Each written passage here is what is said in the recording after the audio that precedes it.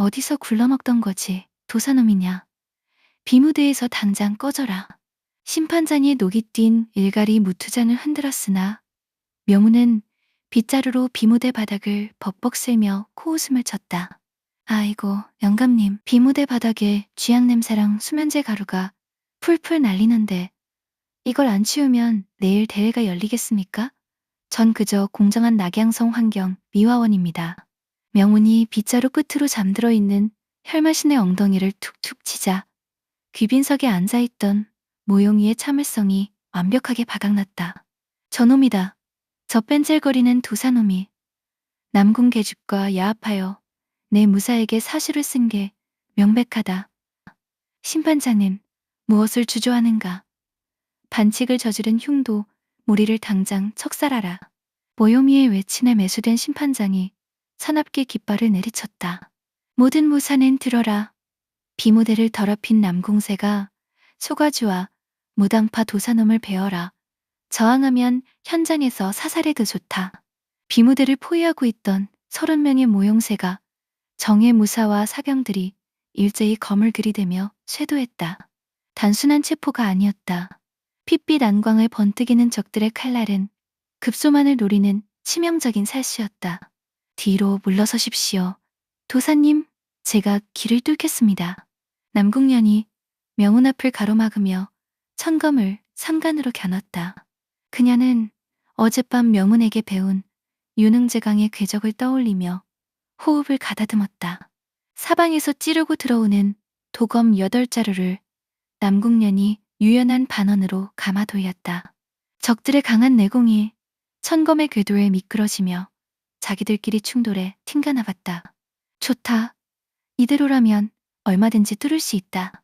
남궁년이 확신을 얻고 검광을 뻗으려던 바로 그 순간이었다. 비무대 바닥 끝 귀빈석 앞에 저정해 있던 늙은 심판장로 셋이 흉흉한 괴소를 흘리며 동시에 찻잔을 뒤집어 바닥에 내리찍었다. 비무장 마루판 아래 숨겨져 있던 굵은 진식이 시퍼런 빛을 뿜어내며 요동쳤다. 모용새가가 낙양짐에게 틈새를 이용해 경기장 바닥에 미리 매설해둔 내공 억압 금제 쇠기진이 작동한 것이다. 남궁년의 몸이 무쇠족쇄에 채워진 듯 격렬하게 굳어졌다. 단전에서 부드럽게 운용되던 검기가 강제로 바닥 치맥을 향해 빨려 내려가며 들고 있던 천검이 천근만근 무거워졌다. 강검에서 유검으로 껍질을 깨고 있던 그녀의 얇은 호흡줄이 무자비한 사술 진법에 가로막혀 엉켜버린 것이다. 호호호, 어리석은 계집. 비무대 아래는 이미 우리 모용새가의 영역이다.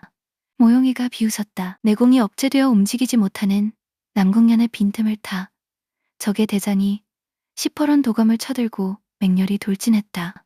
죽어라, 남궁 계집. 단전이 막힌 남궁년은 피할 수도 검을 뻗어 막을 수도 없었다. 차가운 도검의 날빛이 그녀의 맑은 눈동자 앞에 죽음의 그림자처럼 확대되었다. 바로 그 찰나, 아이고, 청소 방해하지 마십시오. 뒤쪽에서 엉거주춤 서 있던 명운이 빗자루를 든 채 비틀거리며 튀어나왔다. 그는 넘어질 듯 춤을 추며 남궁년의 등짝을 가볍게 툭 밀어 사선 바깥으로 건져내고는 손에 들고 있던 낡은 대나무 빗자루 끝을 접 대장의 맹렬한 도검을 향해 아주 무심하게 들이밀었다. 비무대 위로 믿을 수 없는 맑은 쇳소리가 울려 퍼졌다.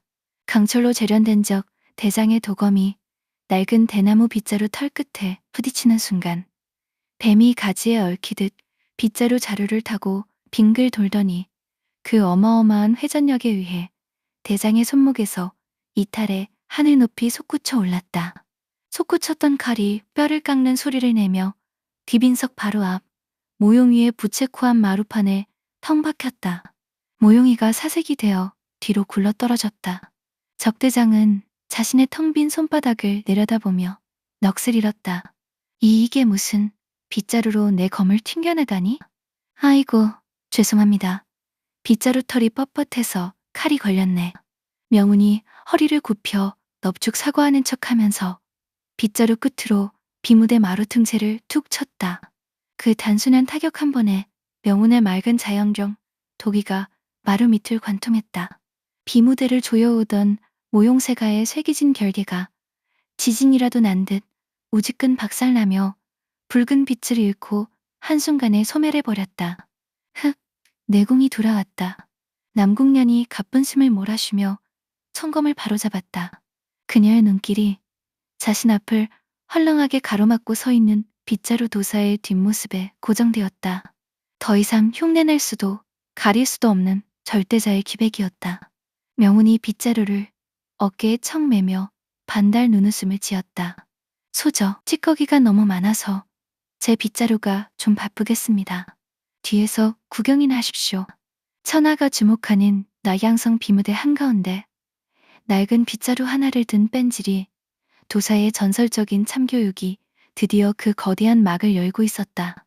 낙양, 사해무 투장을 가득 메운 천여 명의 군중들은 숨소리조차 내지 못한 채 비무대 위를 주시하고 있었다. 하남 제일검 남궁세가에 소가지 앞을 가로막고선 낡은 집신을 신고 대나무 빗자루를 메고 있는 촌뜨기 도사. 조금 전 단 한 번의 무심한 빗자루 짓으로 절정 무사의 도검을 기빈석 바닥에 박아버린 그 신이한 광경에 매수된 심판진과 모용새가 무인들의 얼굴에는 짙은 경악이 떠올라 있었다. 기빈석에서 먹물이 묻은 비단 옷을 쥐고 파들파들 떨던 모용이가 부채를 집어 던지며 악을 썼다. 무엇을 멍하니 서 있는가. 저놈은 혼자다. 30명의 무사가 고작 빗자루 든 거지. 도사 하나를 두려워한단 말이냐. 당장 진영을 갖춰 따째로 갈아버려라. 사살하라. 모용공자의 도끼 어린 명령에 멈칫하던 30명의 정예무사들이 일제히 기합을 내뿜으며 쇄도했다. 사방을 완벽하게 포위하고 찌르고 들어오는 30자루에 시퍼런 도검 건풍이 일으키는 파공음만으로도 비무대 마루판이 쪼개질 듯 우문거렸다. 도사님, 위험합니다. 남궁년이 청검을 뽑아들고 돕기 위해 땅을 차려던 바로 그 순간, 아이고 소저, 흙먼지 튀니까 뒤로 한 발짝 물러나 계십시오. 명운이 뒤로 가볍게 손을 내저으며 남궁년을 멈춰 세웠다. 그리고는 잡고 있던 낡은 빗자루를 허공으로 툭 던졌다가 두 손으로 빗자루 자루 끝을 가볍게 잡아채며 앞을 향해 느릿한 걸음을 내디뎠다. 명운의 집신씨는 발이 비무대 마루를 밟는 순간 그의 헐렁하던 구름문양 도포자락이 바람을 머금은 듯 부드럽게 팽했다. 참으로 시끄러운 발이 때로군. 명운의 눈매에서 광대의 웃음이 지워졌다. 그의 손에 쥐어진 대나무 빗자루가 허공을 젓기 시작했다. 빠르거나 타괴적인 움직임이 아니었다. 나루터의 사공이 잔잔한 강물 위에 노를 젓듯 아주 유연하고 둥근 반원의 궤적이었다. 태극유술 제1식 소유유검 선두에서 덤벼들던 모용새가 상위 무사 3명의 도검이 명운의 빗자루 털끝에 부딪혔다. 당연히 대나무 빗자루가 단숨에 동강 나야 할 순간이었지만 쇳소리는 울리지 않았다. 대신 그들의 강철 도검은 마치 끈적한 거미줄이나 거대한 소용돌이에 말려든 것처럼 명운이 그리는 빗자루의 원 궤적을 따라 빙글 회전하며 꺾여 들어갔다. 이악, 칼이 내 손을 안 들어. 무사들이 내공을 쥐어짜 내 칼을 빼내려 했지만 힘을 주면 줄수록 도검은 더 강한 찰기가 붙어 빗자루 쪽으로 빨려들었다. 명운이 빗자루 자루를 가볍게 툭 비틀었다. 자, 칼 돌려드립니다. 무사셋이 실었던 강검의 내강이 그대로 반사되어 역류했다. 그들의 검이 허공에서 꼬이며 자기들끼리의 어깨와 다리를 맹렬하게 부딪혔고 세무사는 비명을 지르며 팽이처럼 튕겨나가 비무대 및 관중석으로 추락했다. 다음 쓰레기들 오십시오. 명운이 빗자루를 가로저으며 나비처럼 도약했다. 화경의 보법이 비무대 위를 수놓았다. 그야말로 신화와 같은 무의였다. 30명의 무사가 사방에서 칼을 휘둘렀으나 명운의 도포자락 끝 하나 건드리지 못했다. 명운은 빗자루로 바닥에 먼지를 쓸어 담듯 덤벼드는 적들의 검로를 유연하게 낚아채어 옆 사람의 옆구리와 부딪히게 만들었다. 도검이 부러지고 발이 꼬인 무사들이 비무대 위에서 자기들끼리 머리를 박고 쓰러지며 비명을 질렀다. 아이고, 거긴 미끄럽습니다. 명운의 빗자루 끝이 무사 하나에게 엉덩이를 찢자 그 무사는 앞으로 구르며 뒤따라오던 동료 4명을 볼링핀처럼 쓰러뜨렸다.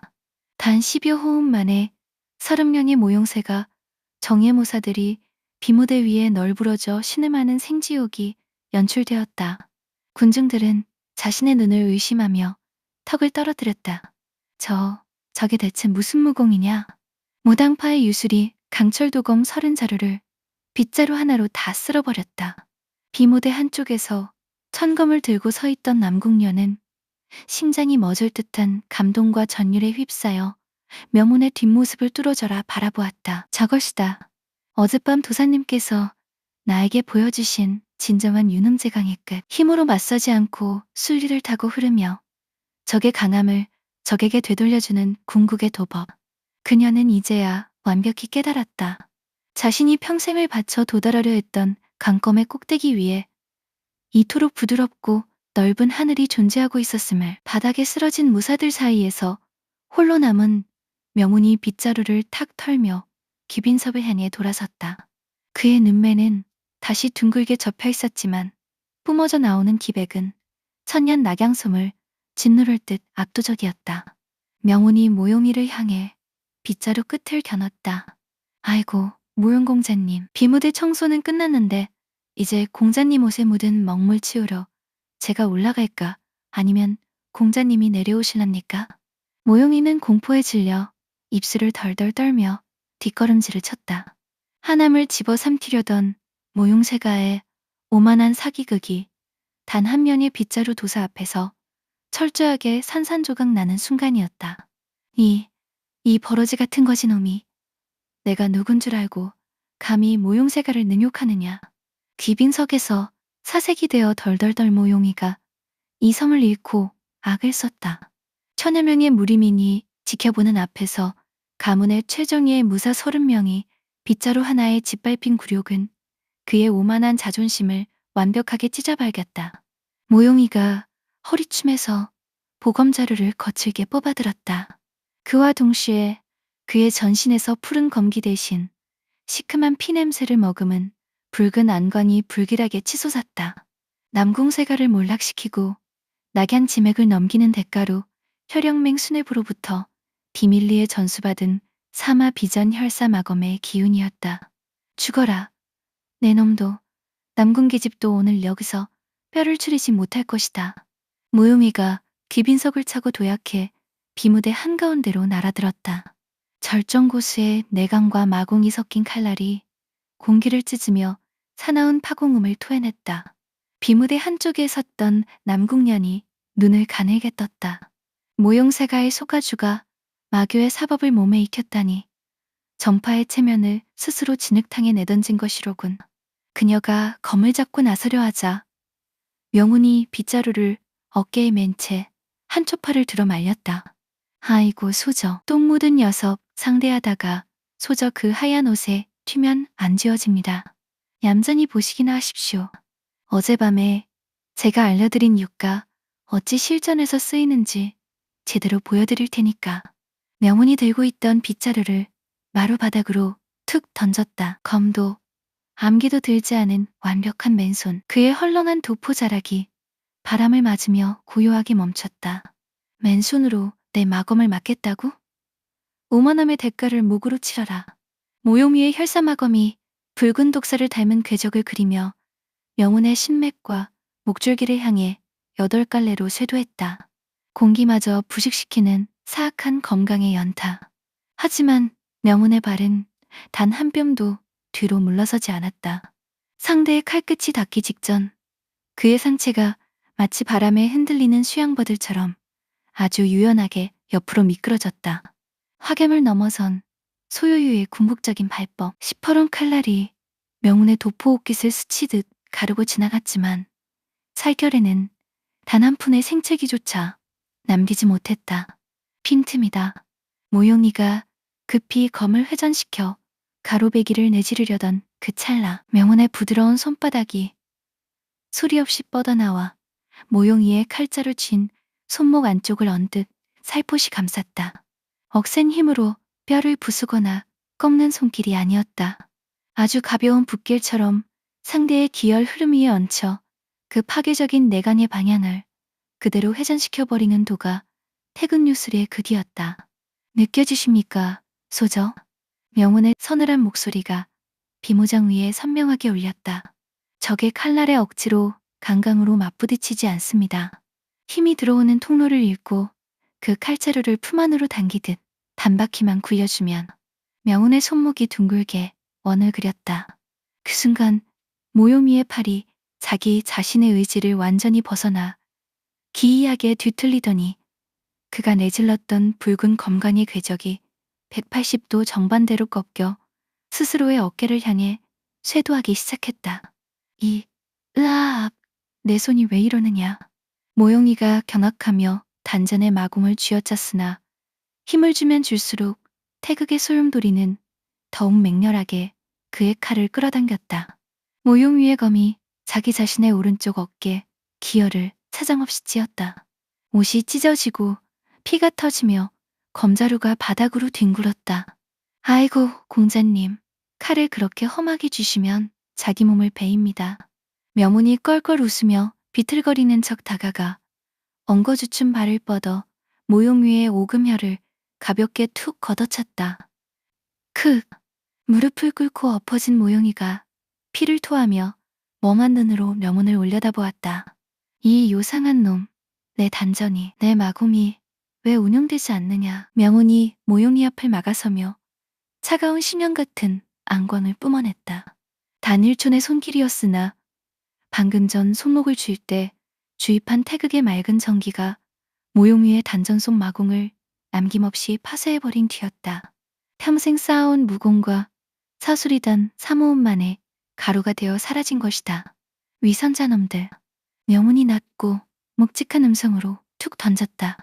정파의 명패를 달고 뒤로는 마귀의 사수를 탐해 무고한 이들의 피를 빨아먹다니. 이 비무대 청소는 공자님 무릎 꿇는 걸로 마무리 짓겠습니다. 명운은 다시 바보도사의 얼굴로 돌아와 바닥에 뒹굴던 먹물 묻은 모용이의 겉옷을 집어들어 그의 머리통 위에 푹 씌워버렸다. 자, 이제 대결 끝났습니다. 심판장 영감님, 우리 남궁소저가 완승한 거 맞지? 명운이 고개를 돌려 매수된 심판진 쪽을 쳐다보자 심판장과 장로들은 사색이 되어 의자에서 미끄러져 엎드렸다. 30명의 무사가 널브러져 있고 모용 공자마저 먹물을 뒤집어 쓴 채 해인이 되어 오는 마당에 더 이상 억지를 부렸다가는 목이 달아날 판국이었다. 승자, 하남 남궁세가 남궁년. 덜덜 떨리는 심판장의 공식 선언이 떨어지자 정적에 잠겨있던 무투장에서 천둥 같은 환호와 박수갈채가 터져나왔다. 와, 남궁세가가 이겼다. 비열한 모용세가의 사기가 통쾌하게 박살났다. 열광하는 군중들 사이에서 남궁년은 천천히 다가오는 명운을 맞이했다. 그녀의 눈동자에는 더 이상 오만이나 경직된 차가움이 없었다. 눈부신 존경과 설렘, 그리고 유를 깨우친 자만의 맑은 춘풍이 가득했다. 도사님, 아이고 소저, 제가 청소 아주 깔끔하게 했죠? 이제 약속하신 비단옷 사러 가십시다. 명운이 빗자루를 챙겨들고 촐랑거리며 걸음을 옮겼다. 하지만 무투장을 빠져나가는 그의 맑은 귀 끝에는 비무대 밑 지하에서 두 번째 복마진을 짓누르던 불길한 진동이 모용세가의 붕괴와 함께 완전히 가라앉고 개방 훈계와 농림 산적들이 지하수로의 간자들을 엮어내는 활기찬 기척이 똑똑히 들려오고 있었다. 낙양성의 거대한 음모가 완벽하게 평정되는 순간이었다. 사회 비무대회의 폐막과 함께 낙양성 바닥이 뒤집혔다. 대결이 끝나기 무섭게 개방의 홍계와 농림 산적들이 낙양 무투장 지하 재련소에서 파는 마열한 상자와 도감무 대검을 경기장 앞마당에 쏟아냈기 때문이다. 심지어 무용세가로부터 막대한 은하를 받고 대진표를 조작했던 반개 장로들의 밀서까지 공포되자 천하 무인들의 비난과 분노가 하늘을 찔렀다. 비겁한 모용새가 놈들을 무림에서 몰아내라. 전파의 이름을 더럽힌 사마의 앞잡이들. 낙양섬 상권과 재련소의 소유권을 남궁세가에 정식으로 넘긴 모용세가는 단전이 파쇄된 모용이를 수레에 싣고 밤안개 속에 야반도주하듯 도망쳐야 했다. 현령맨과 손잡고 하남을 집어삼키려던 거대한 흉계가 참담한 파멸로 막을 내린 것이다. 가문의 실권을 노리던 둘째 장로 남궁학 역시 남궁년 앞에 무릎을 꿇고 엎드렸다. 소가주, 내 눈이 멀어 가문을 벼랑 끝으로 몰았네. 늙은 죄인을 벌해주게. 남궁년은 서리처럼 차가운 얼굴로 장로의 장부를 회수했다. 낙양 상권의 관리권은 가문 본가의 문사들에게 맡기겠습니다. 두 분 장로님께서는 본가로 돌아가 10년간 면벽 수련하며 죗값을 치르십시오. 단호하고 유연해진 소가주의 리더십 앞에 가신들과 장로들은 감히 고개를 들지 못했다. 모든 사건이 정리된 그날 밤 삼경 천양루 객잔의 넓은 후원은 조용히 풀벌레 소리만 울리고 있었다. 달빛을 받으며 남궁년이 천검을 천천히 뽑아들었다. 부상과 피로가 완전히 사라진 그녀의 몸 안에서는 단전의 기혈이 이전에 경험하지 못한 맑고 거대한 바다처럼 일렁이고 있었다. 도사님께서 보여주신 빗자루와 유술의 궤적 억지로 밀어붙여 베는 것이 아니다. 거미 무게를 잇고 대기 속에 흐르는 바람의 길을 따라 도신을 맡기는 것. 남궁년이 눈을 지그시 감고 허흡을 가다듬었다. 그녀의 손목이 아주 천천히 물결을 젓듯 부드러운 춤사위로 움직이기 시작했다. 이전까지 그녀의 검을 감싸던 푸른 빛은 부러질 듯 단단하고 날카로운 직선의 검기였다. 하지만 지금 그녀의 청검 끝에서 피어오르는 푸른 광채는 놀랍게도 성질을 바꾸어 가고 있었다. 한 안개가 아니라 마치 한 올의 정교한 명주실처럼 아주 가늘고 유연한 실선의 형태로 도신을 휘감은 것이다. 검사, 절정 고수의 한계를 깨고 초절정의 영역으로 진입하는 무인들만이 도달할 수 있다는 거미 기운을 실처럼 뽑아내어 자유자재로 휘어지게 만드는 극도의 정밀한 화후였다. 남궁년이 손목을 가볍게 튕기자 검 끝에서 뻗어나간 가느다란 푸른 실선이 십척 앞에 굵은 대나무 새 그루를 소리도 없이 스치고 지나갔다. 바람이 불자 대나무 표면에 아무런 충격을 주지 않았음에도 새 그루의 대나무가 완벽하게 대각선으로 미끄러지며 쓰러졌다. 잘려나간 단면은 거울처럼 매끄러웠다. 이럴 수가. 남궁년은 스스로도 믿기지 않는 듯 자신의 검 끝에 맴돌다 흩어지는 맑은 청풍의 검사를 내려다보았다. 가문의 원로들조차 40이 넘어서야 겨우 엿본다는 초절정의 벽을 불과 21살의 나이에 완벽하게 허물어버린 것이다. 아이고, 우리 소저께서 드디어 바늘 뒤에 실을 꿰셨군. 이제 옥기수선은 걱정 없겠습니다. 어둠 속에서 익숙하고 나른한 감탄사가 들려왔다. 명운이었다. 그의 손에는 꿀이 뚝뚝 떨어지는 낙양섬 단과가 들려 있었다. 남궁년은 검을 거두고 명운을 향해 돌아섰다. 달빛을 받은 그녀의 배꼽 같은 얼굴이 벅찬 기쁨으로 환하게 빛나고 있었다. 도사님, 보셨습니까? 제 검이 드디어 단단한 껍질을 깨고 부드러운 바람의 궤적을 찾았습니다. 부합고 말고 아주 칼끝이 야들야들하니 훌륭합니다. 명운이 다가와 단과 하나를 남궁년 앞에 내밀었다. 이게 다 소저께서 고집을 버리고 제 썩은 버드나무까지 가르침을 마음으로 받아들여 주신 덕분 아니겠습니까? 남궁년은 명운이 내민 단과를 두 손으로 소중히 받아주었다. 그녀는 더 이상 꿋꿋한 얼음공주의 가면 뒤에 숨지 않았다. 맑고 부드러운 미소를 띤 채 명운의 헐렁한 도포를 가만히 바라보았다. 당신 덕분입니다. 도사님, 하남의 비바람과 이 낙양의 암투 속에서 도사님의 넓은 등짝과 가르침이 없었다면 저는 진작 제 고집에 꺾여 망가졌을 것입니다. 에이, 칭찬 들으려고 한 건 아닙니다. 전 그냥 맛있는 만두 얻어먹고 유람하는 게 최고라니까.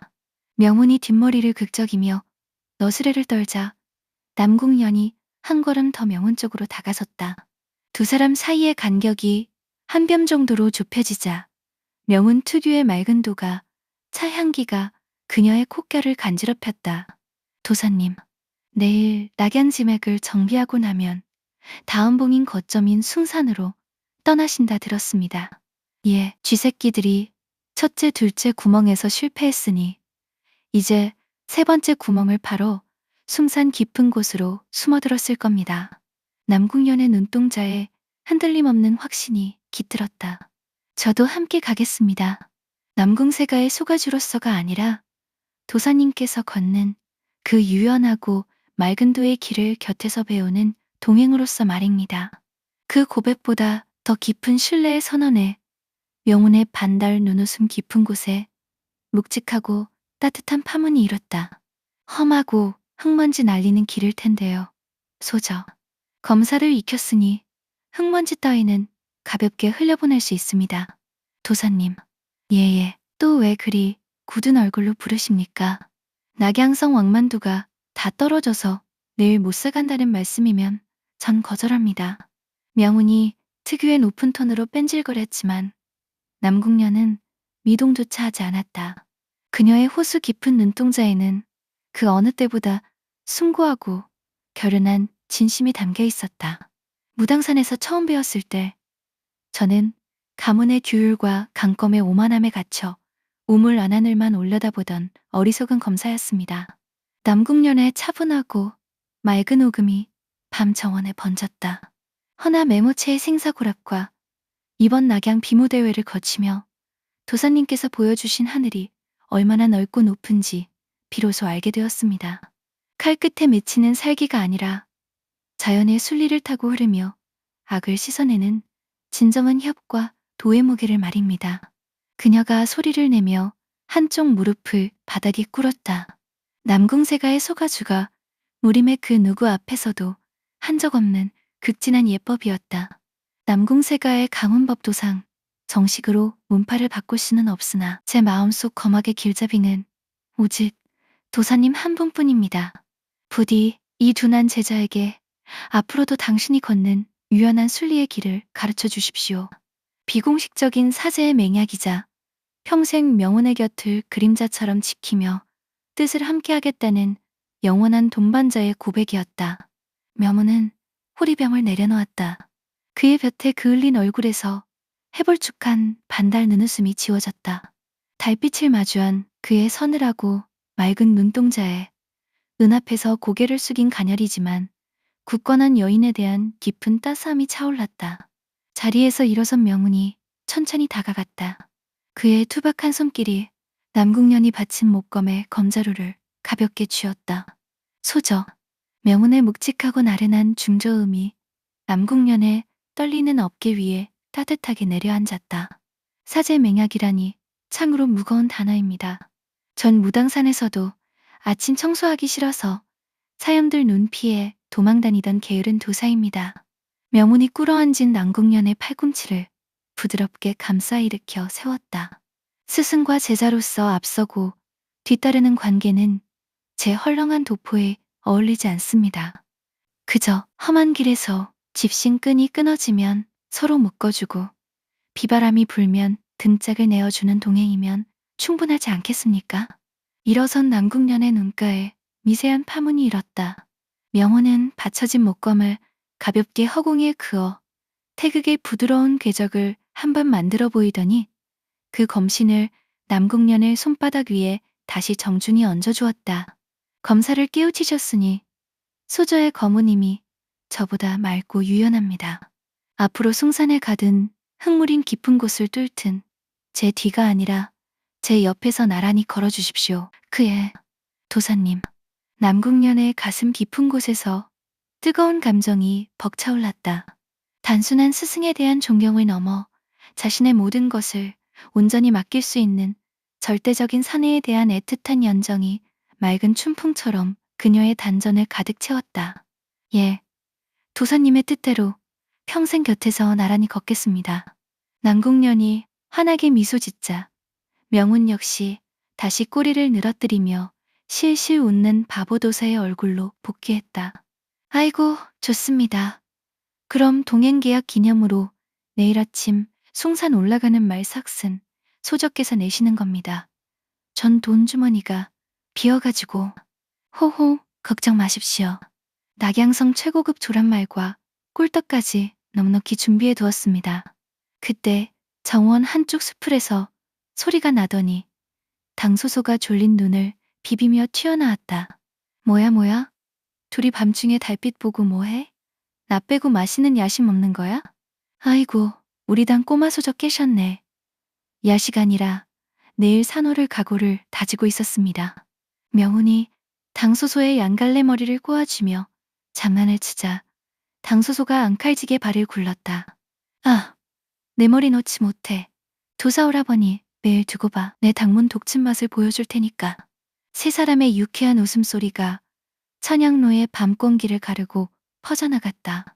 연못 위에 비친 둥근 달빛 아래 헐렁한 도사와 얼음공주 그리고 당문의 천재소녀는 어느새 혈육보다 더 끈끈하고 강한 하나의 뼈대로 뭉쳐져 있었다. 명호는 웃고 떠드는 두 여인의 등 뒤로 고요히 북서쪽 밤하늘을 올려다보았다. 저 멀리 하남의 정중앙, 오악중, 중악이라 불리는 숭산의 거대한 산맥 끝자락에서 300년 전 선임이 남겼다는 비경 벽수동천의 결계가 현령맹의 은밀한 마수 앞에서 삐걱거리며 열리기 시작하는 기척이 바람을 타고 전해지고 있었다. 자, 이제 세 번째 청소를 하러 가볼까? 명운의 도포자락이 가볍게 나부꼈다. 낙양의 은원과 암투를 뒤로한 유람객들의 발걸음은 이제 거대한 고대 비경과 치명적인 기관 진식이 기다리는 숭산을 향해 웅장하게 나아가고 있었다. 하남의 정중앙에 솟은 중악숭산의 가파른 비탈길, 구름마저 쉬어간다는 깎아지른 절벽 바로 아래에 정파와 사파를 가리지 않고 모여든 수백 명의 무리민들이 숨을 죽인 채 위쪽 암벽을 올려다보고 있었다. 산맥 전체가 미세하게 떨리며 이끼 낀 푸른 암벽이 양옆으로 갈라졌다. 300년 전 천하를 호령했던 벽수선인이 안배했다는 고대 비경. 벽수 동천의 돌문이 마침내 무거운 쇳소리를 내며 열리고 있었다. 동굴 안쪽에서는 오랜 세월 묵어있던 서늘한 바람과 함께 강호인의 탐욕을 자극하는 영약의 맑은 향기가 쏟아져 나왔다. 문이 열렸다. 선인의 비록과 신물이 저 안에 있다. 먼저 잡는 놈이 임자다. 눈이 벌겋게 충혈된 사파의 낭인들과 중소문파의 무인들이 괴성을 지르며 어두운 동굴 입구를 향해 다투어 뛰어들었다. 서로 앞장서겠다며 입구에서부터 어깨를 부딪히고 칼부림을 벌이는 난장판에서 조금 떨어진 숲속 명호는 조랑말 안장에 비스듬히 엎드린 채 육포를 우물거리고 있었다. 아이고, 참으로 급들도 하십니다. 잔치집에 숟가락 먼저 꽂는다고 밥 더 주는 것도 아닌데 말입니다. 명문 옆에서 옥색 장포를 입은 남궁년이 허리에 참나무 목검을 매만지며 날카로운 눈으로 동굴 입구를 주시했다. 도사님, 일반 무인들은 선인의 무공 비급과 보물에만 눈이 팔려 있습니다. 허나 저 문이 열리는 순간 제 단전의 기혈이 이질적인 떨림을 느꼈습니다. 우리 소작께서 검사를 익히시더니 감각이 참으로 예리해지셨습니다. 명운이 육포를 다 먹고 말에서 내렸다. 그의 볕에 그을린 표정에서 반달 눈웃음이 옅어지고 맑은 안광이 드러났다. 벽수 동천은 선인이 봄을 감춰두려고 만든 비돈이 아닙니다. 숭산 대지맥 아래에 빠리를 튼 사악한 마귀를 누르기 위해 300년 전에 박아둔 칠성 복마진의 세 번째 결계축이지. 저 멍청한 양반들이 비급 찾겠다고 결계석을 건드리는 순간 지하에 갇힌 도끼가 사방으로 튀어오를 겁니다. 그렇다면 혈영맹의 쥐새끼들도 이미 저 혼란 속에 섞여 들어갔겠군. 당연하지. 남들 손 빌려서 범인 부수는 게 저놈들 특기 아닙니까? 그때 당소소가 작은 가방을 챙겨 매며 명운의 헐렁한 소매를 잡아당겼다. 도사오라버니, 우리도 빨리 들어가자. 나 아까 개방 거지 오빠한테 들었는데 저 동굴 안에 단문에서도 못 구하는 칠색 연꽃이 핀대. 그거 따서 언니랑 오라버니 보약 지어줄게. 아이고, 우리 단 꼬마 아가씨 마음씨가 참으로 곱네. 그럼 약초캐러 살방살방 걸어가 볼까? 명운이 집신을 고쳐 신고 걸음을 내딛자 남궁령과 강소소가 그 뒤를 따랐다. 서늘한 물기운이 감도는 벽수동천 내구로 들어서자 동굴 천장에 박힌 야광주들이 은은한 푸른빛을 뿜어내고 있었다. 그러나 아름다운 광경과 달리 바닥에는 앞서 달려간 무인들이 흘린 핏자국과 부러진 화살촉들이 어지럽게 널려 있었다. 내 다리가 녹아내린다. 전방 100척 앞에 넓은 공동에서 처절한 비명소리가 터져나왔다. 욕심에 눈이 멀어 벽면에 새겨진 금가루 문양을 뜯어내려던 무인들이 숨겨진 기계진을 건드린 것이다. 천장에서 비오듯 쏟아지는 시퍼런 독침과 바닥에서 솟구치는 산성 늪지에 빠진 이들이 비명을 지르며 뒹굴고 있었다. 살아남은 무인들은 진퇴양난에 빠져 돌바닥에 납작 엎드린 채 욕설을 뱉었다. 이건 비경이 아니라 사지다. 한 걸음만 잘못 디뎌도 기관이 터져. 그 공포에 질린 무리들 사이로 명운이 뒷머리를 극적이며 느릿느릿 걸어 들어왔다.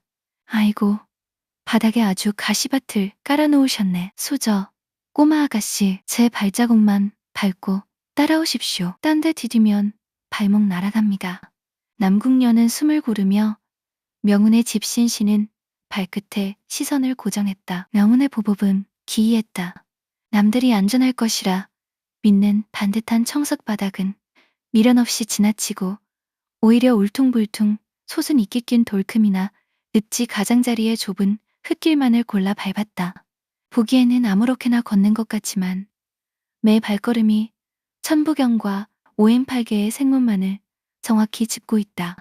도사님의 눈에는 이 복잡한 고대 기관 진식의 길이 환한 대나처럼 보이고 있어.